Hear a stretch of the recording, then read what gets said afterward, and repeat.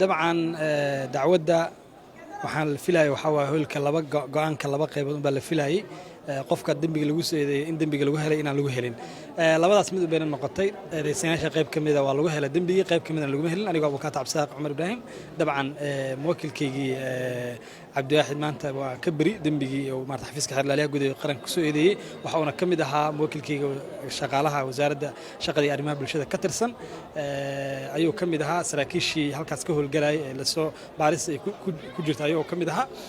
dabcan waxaa jirta saraakiil kale oo ayaguna la xukumay sarkaalka hadii la xukumana waxa uu kulli dabcan ay noqonaysaa labo inay maartay option ay u banaan inuu ku qancay inuu ku qancin haduu ku qanco ayada waa baab kale haduu soo ku qancina waxa u furan racfaan iyo meelahaas ayaa u sii furan inuu maartay asbaab kale ayaa u sii furan oo racfaan ayaa u furan darajaas u furan waata dabcan maxkamadda muddo socotay dabcan dad badan waxay saadaalinayeen xukunka soo bixi doona maanta oo maaragta ay sugayeen inay arkaan sida wax u dhacaan xukunku u dhaco dabcan xukunka hadda u soo baxay waxa filaysan ma yahay oo dareenkaas mid ku jiro dabcan aniga ahaan muwakkilkayga aniga waan ku kalsoonaa oo waxa aan u difaacayo sidaas ay ahayd inaan maaragtay kiiskiisa ku guuleysanayo asigana yani dambigaas uusan nin maaragtay usan hayn kiiska lagu soo eedeeyay iyo yani eedaha loo soo jeediyay inuusan usurto yani qof ku suntan inuusan hayn marka xilligaasba markii hore waa filayo yani waxay ahayd sababta aan kiiskan baan u galayay ahayd ma dareemaysaa hofnaan dhinaca garsoorka inay jirto maadaama dacwadaha live laga dhigay oo warbaahinta oo dhan loo fasaxay oo si toos loo daawanayay dabcan dadkuna ay inta yimaadaan halkan oo ay daawanayay ugu qudhooda hofnaan dhinaca garsoorka ma dareemaysaa dabcan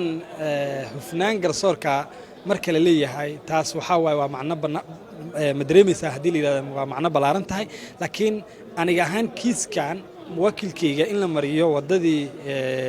in mataqaana la bari yeelo waa mid aan ay tahay inuu yani garsoorku uu yani kiiska markii loo fiiriyo aniga ahaan dhankayga waa ii hufan yahay muwakkilkayga oo wuxuu ahaa nin ka hufan oo ahaa sidaas daraaddeed maxkamaddana waa bari yeeshay maxkamaddana meeshii la rabay ayay go'aan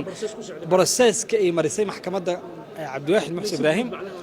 si guud dacwadda si u socotay macnaha ma dareemaysaa in si furan dacwadda maamulkeeda iyo dabcan waa u jeednaa TV waa laga dareemaya dacwadda waxay ahayd dacwad online ay ahayd oo shacab weynaha la socday ayagaana qiimeynta la socday taas waa gaarkeeda hufnaanta maxkamadda inaan ka hadalnay arrimaheeda waa arrimo gaar ah noqonaysaa laakiin kiiskan ahaan go'aan cadaalada ayay maaragtay muwakkilkayga aniga markii loo fiiriyo ayay maaragtay ku dhawaaqday